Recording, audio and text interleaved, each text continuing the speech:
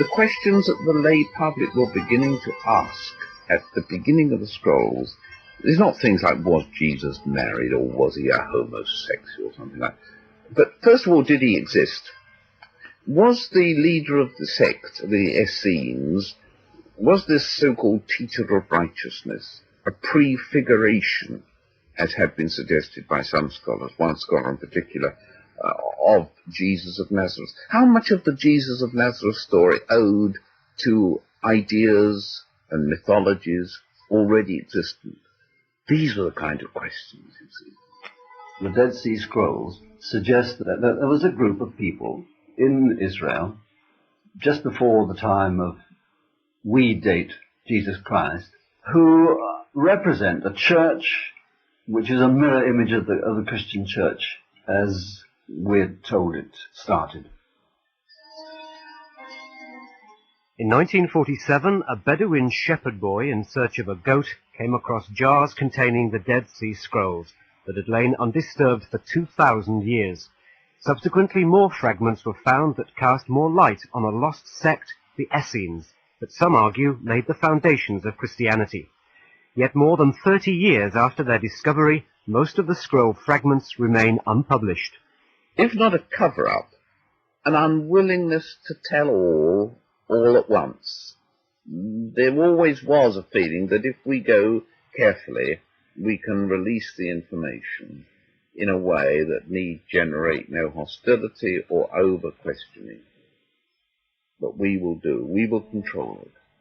John Allegro, one of the team of 8 international specialists who were brought in to decipher the fragments and the scrollery at Jerusalem.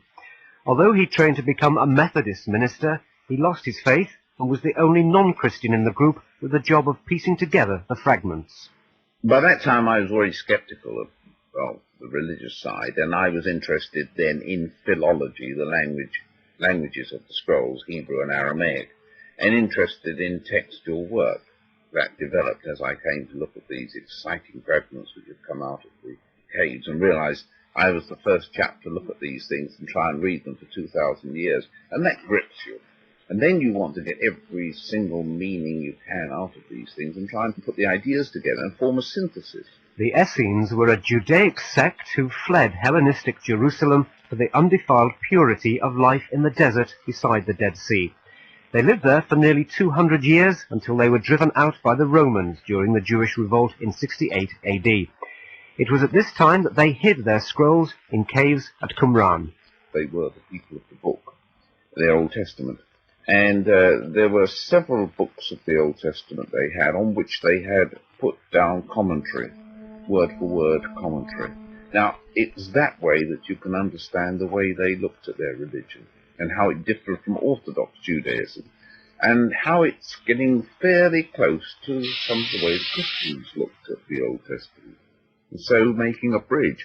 Then, of course, it becomes extremely interesting because that's what one is looking for all the time. The bridge between this weird Judaism we call Christianity and so-called Orthodox Judaism. Allegro claims to be the only editor of the scroll fragments to have published his work in full, but he provoked early controversy by publishing one fragment that referred to the crucifixion of an Essene leader, the teacher of righteousness. In 1956, a new piece had come out of the caves, and I'm putting it together, and I saw the historical implications of it. In fact, it's the only historical piece on the scrolls, within the scrolls actually mentioning historical events. And this is so important, I published it early. And it seemed to me, in the reference in that scroll to crucifixion, that it brought us much closer to the Christian story, the myth of Jesus that had seemed before possible. And then when I published this, there was such an outburst, uproar, not least among my colleagues, who were afraid of the fear that it would upset people, that Jesus wasn't the first prophet to have been crucified or something. No more than that. The links between Jesus and the leader of the Essenes were much closer, or could have been much closer than that had been realized.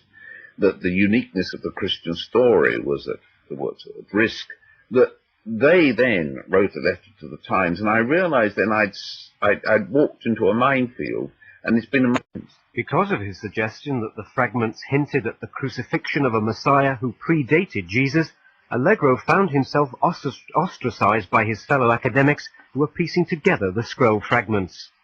The fact that these chaps with whom I'd worked so friendly could suddenly get together and write a round robin to the Times, really in effect denigrating my scholarship or questioning my motives, seemed to me that to drive a rift.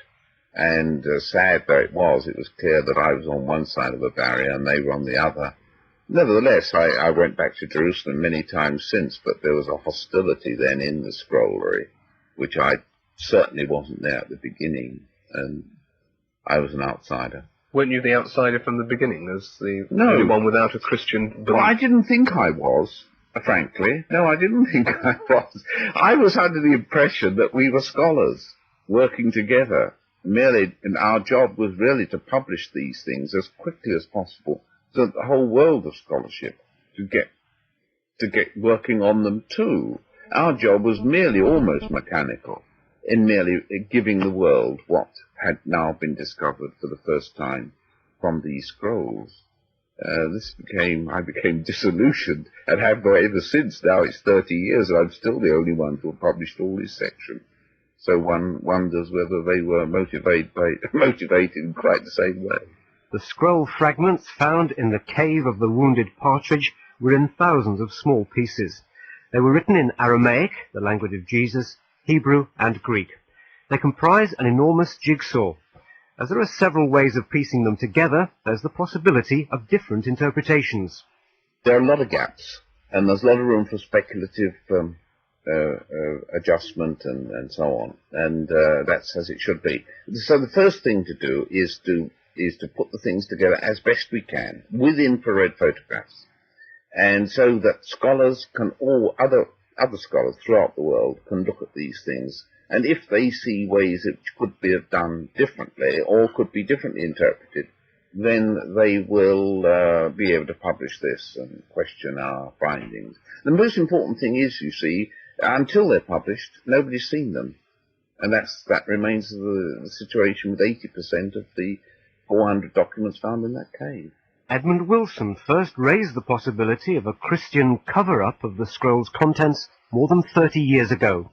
When Edmund Wilson, way back in the early 50s, publicized the find of the scrolls and suggested that the church was not too happy about these discoveries, he really put the cat among the pigeons. And the lay public, bless their hearts, took this up and said, aha, something's being kept behind, we want to know more about it. And they followed then a whole spate of publications, mostly by the Orthodox, saying, don't worry, Orthodox scholars, don't worry, we know what's in them and there's nothing to upset your faith.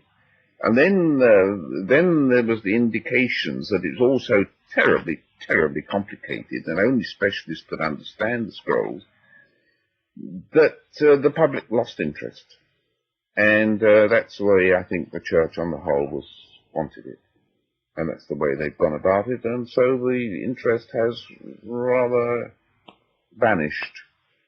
But without that kind of lay interest, the probing, the asking of the right kind of questions about the origins of Christianity, scholars have a wonderful way of just sitting on things, and they've managed to do this for too long now.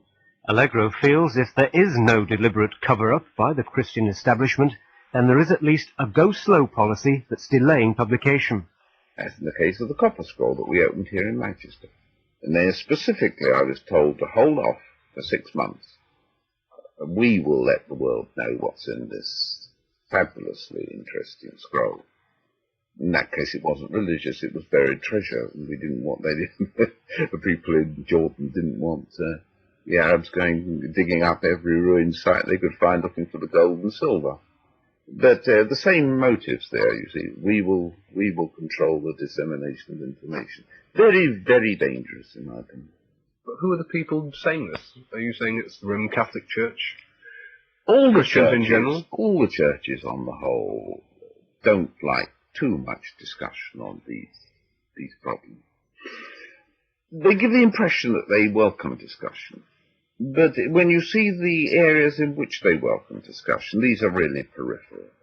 Hugh Burnett is a former BBC television director.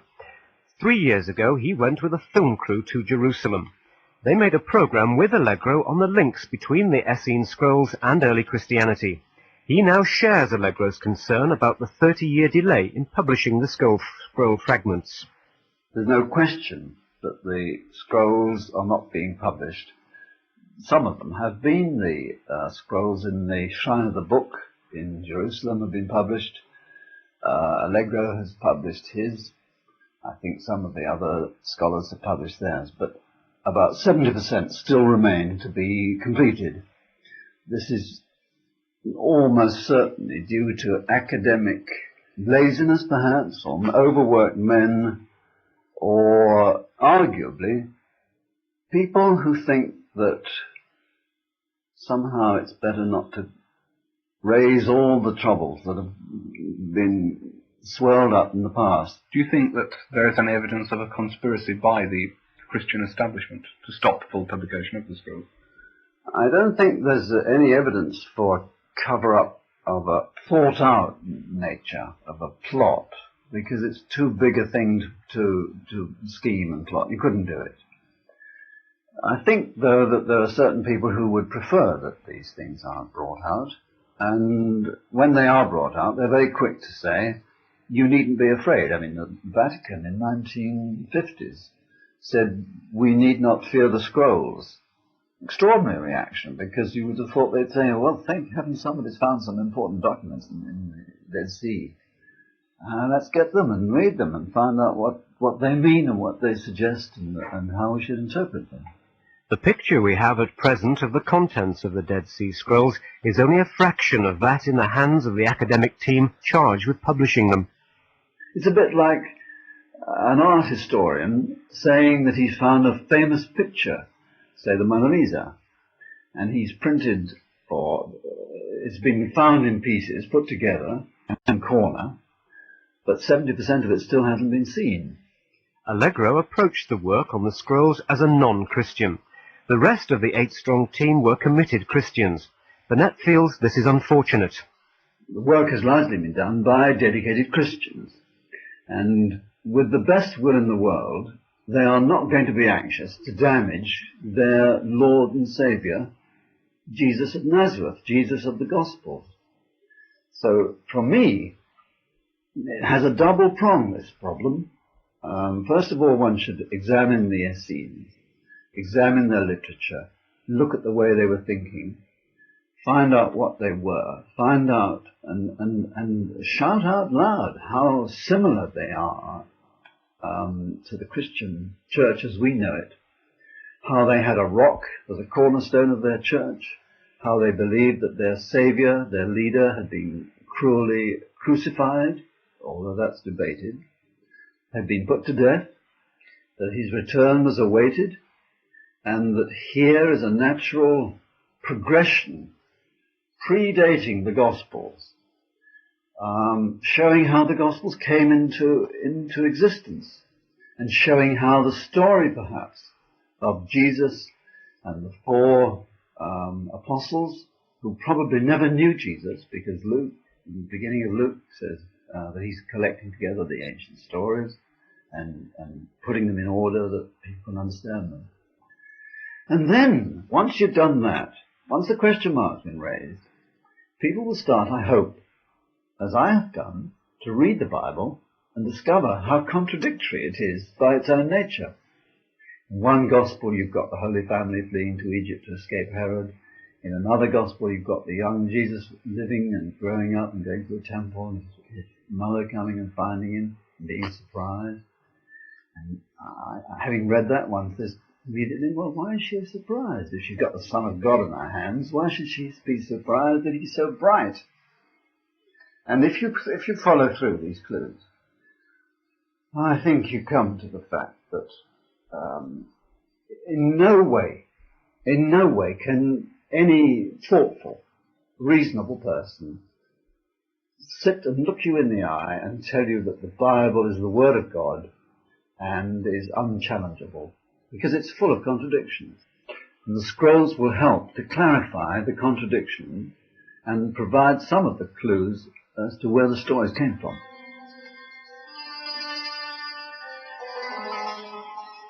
After the break, we'll look at the links between the Essene sect and the early Christians.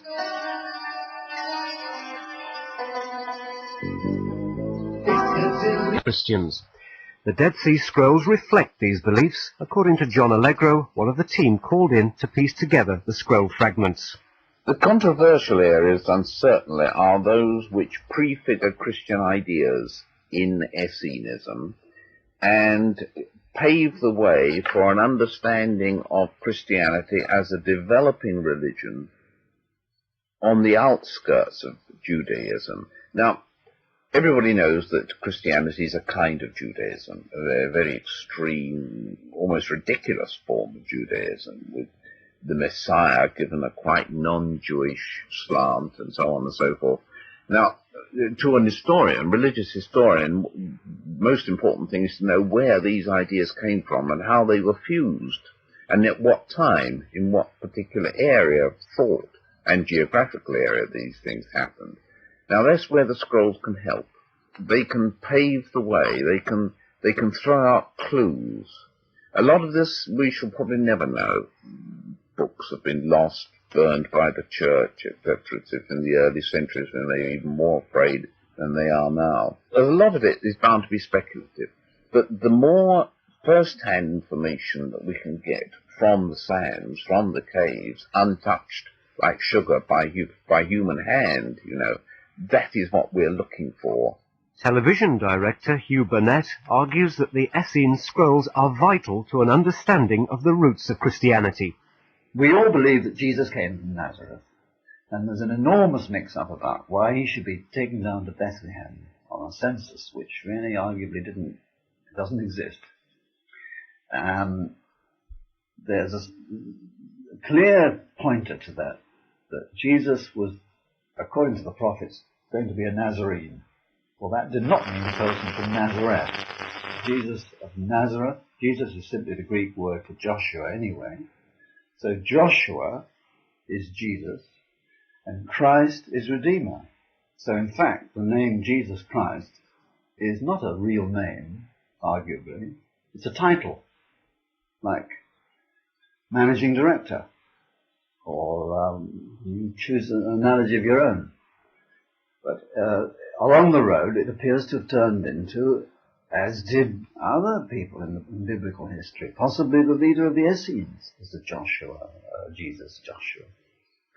So that the Jesus Christ, arguably, is a modern, convenient, and deeply rooted.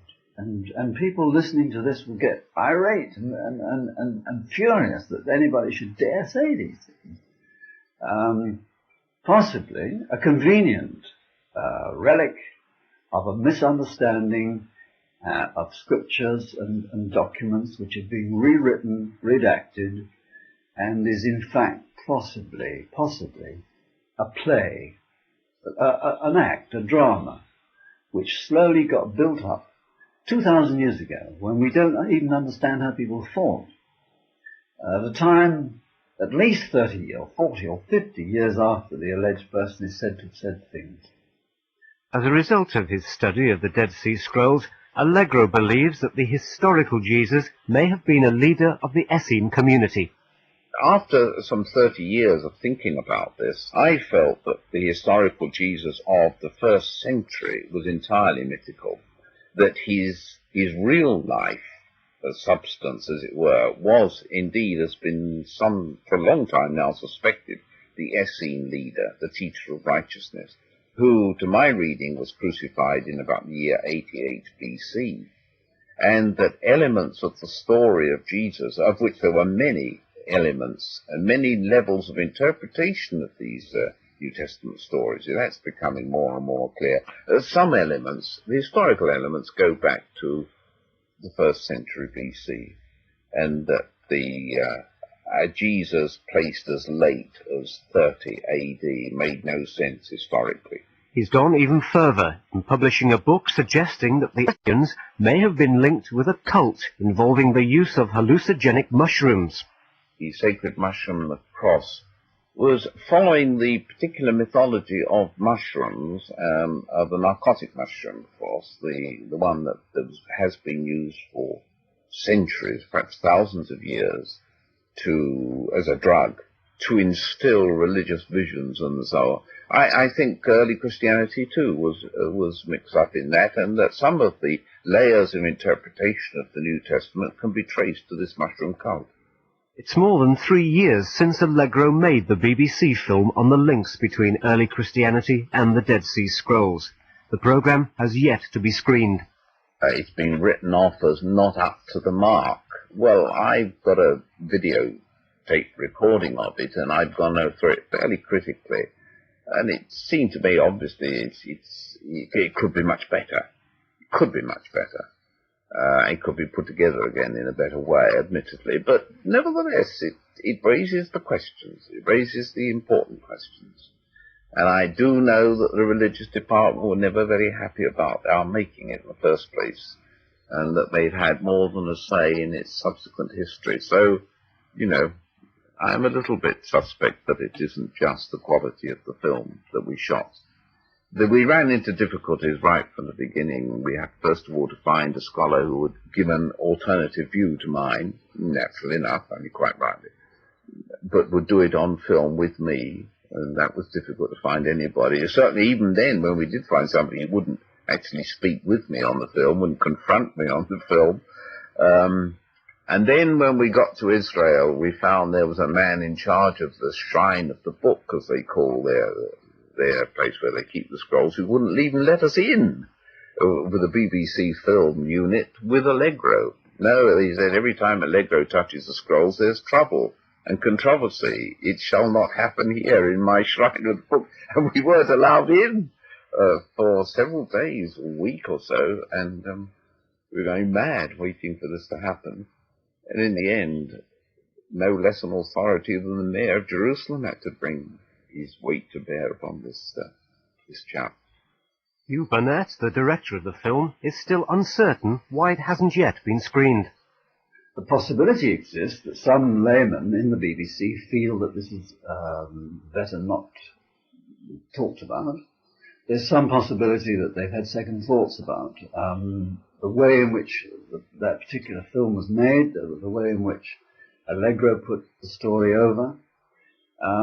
It's always possible, I think, if a great deal of work goes into a film or a book, and somebody decides not to publish, it's easy to say, and you can never really tell. The probability is that it is not a plot. I don't personally believe in plots. I don't believe that one uses the word establishment, but I don't think in a real sense there is such a thing as the establishment. But there are people who imagine that they are the establishment. And there are people who imagine that they should in some way perhaps avoid this subject because it might upset people. A BBC spokesman says the Allegro film will not be shown. This is not because of any religious sensitivity, because it doesn't meet the standards set for documentaries. It didn't come up to scratch, he says. He admitted it was unusual for a large budget programme not to be screened.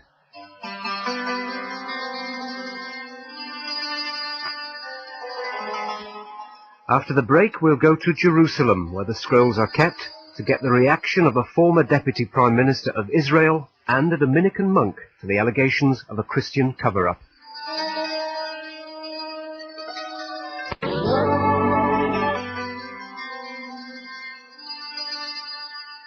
John Allegro is one of a team of 8 experts called in to put together and publish the Dead Sea Scroll fragments. More than 30 years later, he claims he's the only one to have published them in full. Former Deputy Prime Minister of Israel, General Yigael Yadin, is a world authority on the scrolls. He's also disappointed that so little has been published. It is a matter of concern. And I would like to mention that the complete scrolls, and we are talking here really mainly on fragments, which are very important, by the way, but the complete scrolls, which are in our possession, we were in our possession in Israel at the beginning, and I helped to acquire them, were all published by now. And the question arose that before the Six-Day War, all these thousands of fragments were in the Rockefeller Museum, and the if you like, the Jordanian government actually formed what they called an international team of scholars from all over the world to work in the Rockefeller Museum to publish this group of fragments, and they were supposed to be published in a series by the Clarendon Press of Oxford, the Discoveries in Judean Desert of Jordan. That was the funny part of it. Obviously, they didn't take any Israeli to that. That was quite understood. But they didn't even, they barred out even Jews. No Jewish scholar from the world was taken into the group. Personally, I think at the very beginning, this was part of the reason why there was a delay. These were very distinguished scholars, each in his own field, yet some of them were not really, did not marshal enough the Hebrew language and the Jewish subject they were dealing. However, after the Six-Day War, when we got hold of Rockefeller, there was an outcry in this country among the Jewish scholars. Well, here we are. We have now all the scrolls. Let's take these fragments, thousands of them, and give it to Israeli scholars. But I had a different view, and I persuaded the government and went to the late Père de Vaux, who was the chief editor, who is now succeeded after his death by Père Benoit, and I said to him, legitimately, Israel has the right now to give it to its own scholars. It can't give any right to any Jew or an Israeli. However, I have three conditions. If you would like to comply with them, I'm the government of Israel, and I'm talking on behalf of the government of Israel, will be ready that the work of research will be carried on as it was before. One, that they will be published as quick as possible, as soon as possible. Secondly, obviously, we couldn't stand that it will be the discovery of Judean desert of Jordan. And eventually they agreed to that. The Judean desert, that's good enough. I think there was a third condition which I forgot, but these were the main two things. And Père de Vaux promised me that this is exactly what he is doing. I know that he did his best to get all these scholars to finish their manuscripts. I know that Père de Benoit, whom I have a great esteem for him, did their best. I think Israel did it. It was a real gesture. To cut a long story short, I think that the main fault at the moment is in the fact that there are not enough scholars coping and working with the scores of thousands of fragments which are there, and maybe soon the Israeli academic society, if you like, will have to approach the government and say, okay, what we offered, what is it already now, 16 years ago, was a nice offer. I think we respected the academic rights of our colleagues, but so much time has elapsed and so little has been published since. Maybe a revision should take place and more people should be brought into this group, and then, of course, that should accelerate the publication.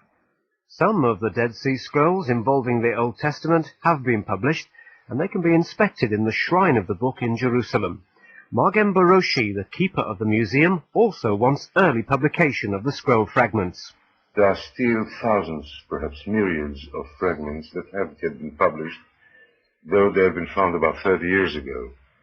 But it still should be kept in mind that a great deal, I would say the overwhelming majority, if you go by square inches or by letters, has been published. And the complete scrolls have been published long ago. And one complete scroll is worth 10,000 fragments. Certainly the fragments are very important, and it is kind of scandalous that it hasn't been published.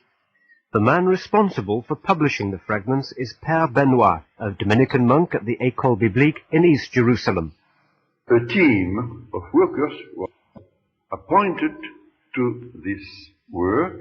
They were young scholars, not so young now maybe, and they all worked together here in the big room of the Rockefeller Museum we call it the scholarly.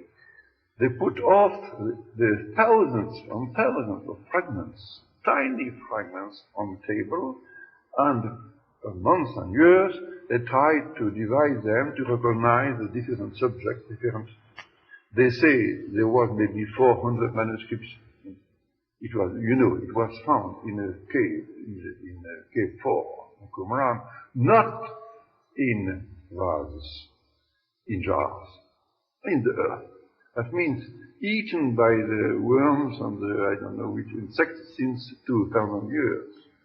And very difficult fragments, quite different from the big scrolls found at the beginning. I don't say there's no problem to understand their meaning, their content, but it is easy to read and to, that is quite different. You have to make joints and try slowly to get some groups of fragments, and they worked on that several years. It was paid by the fund of Allegro. But after some time, first the money went out, and they had to go back to their own city and institution and to work as a teacher. You ran for cash, so the team had to disband. Yes, they had. We could not support them. They had already a good lot of work made, and they had very good photos made here in infrared light. But they took that with the possibility of coming back to see the originals, and they had to work with other occupations, you see, with their own teaching. And they are to direct the thesis and so on. Much university, much academic work, taking much of their time. So they became distracted from that. They could not do only that, you see. And you know also that we had the war of 67, and the Jews, the Israelis took the country. They quite fairly, they respected the right of this team, already appointed since more than 20 years, and they left us to work.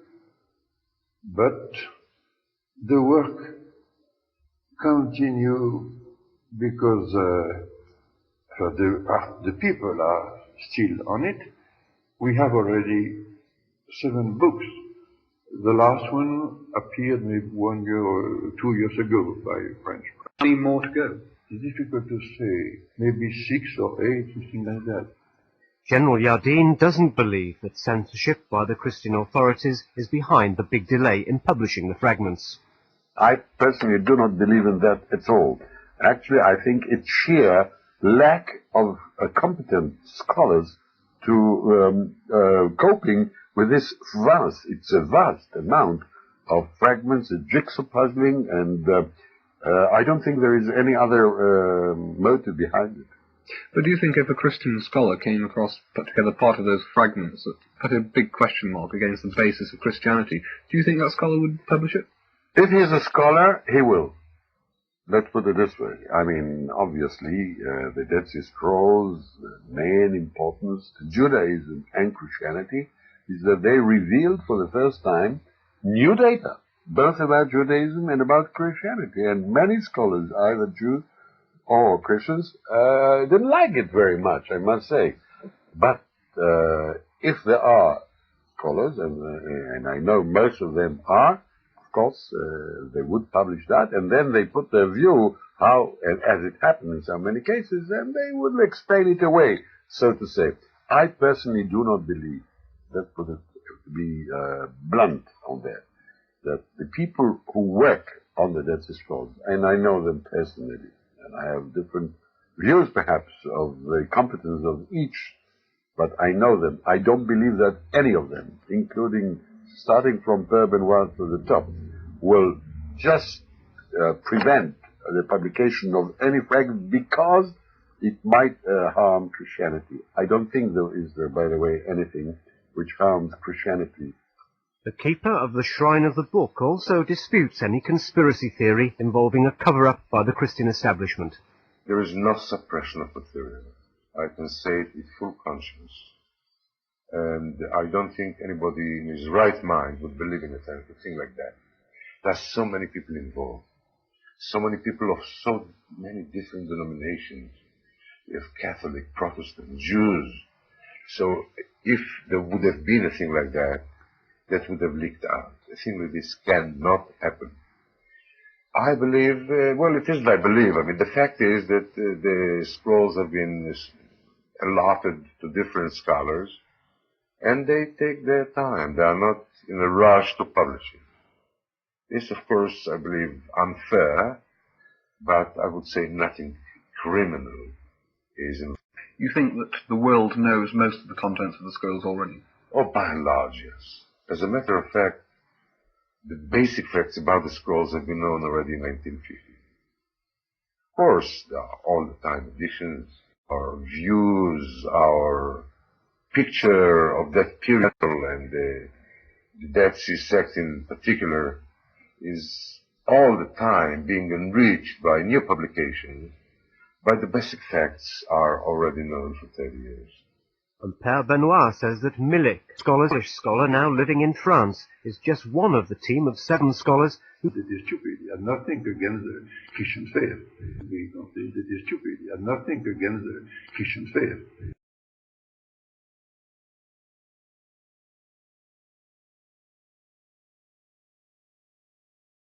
And we don't put this in our drawers to, no, I wrote some pages to say, maybe on the discoveries.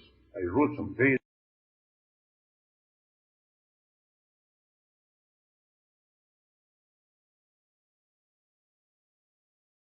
to say, maybe I intend to hide.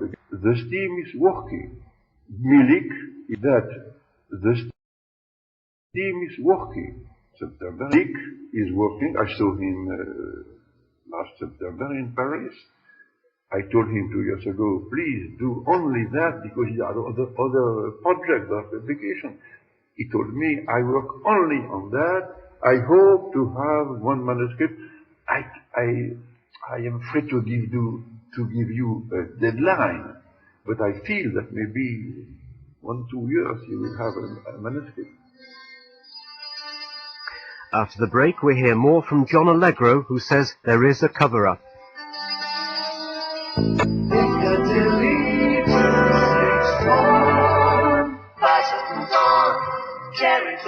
Hello, John Mason here. Purchased 2 that Christianity has very close links with the Essene beliefs.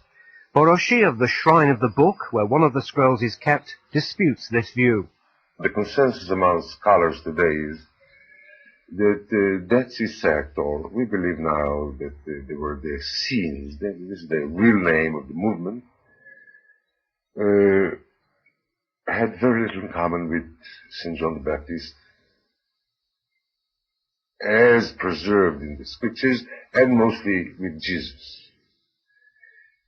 Jesus has even a reference to the sectarians, to the children of light, as he refers to them.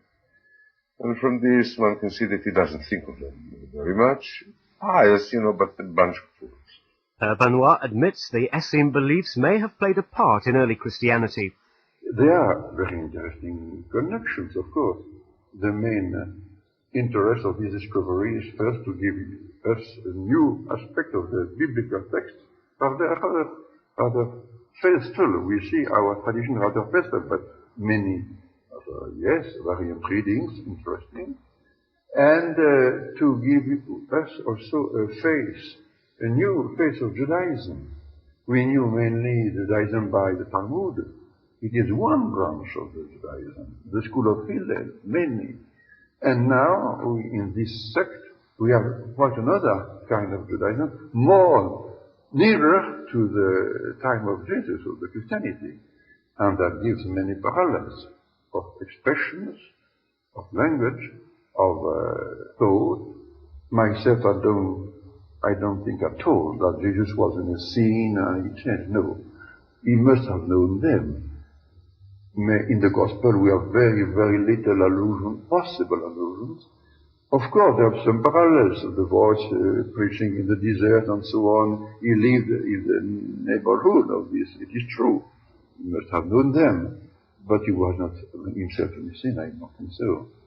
And for me, in my mind, the influence of the Saint Essenes came later, in time of Paul and John, you see. In the first letter of John, in the Gospel, maybe in the first letter, you see a kind of a mode of thought, the light and the darkness and so on, that we understand much better through these new discoveries.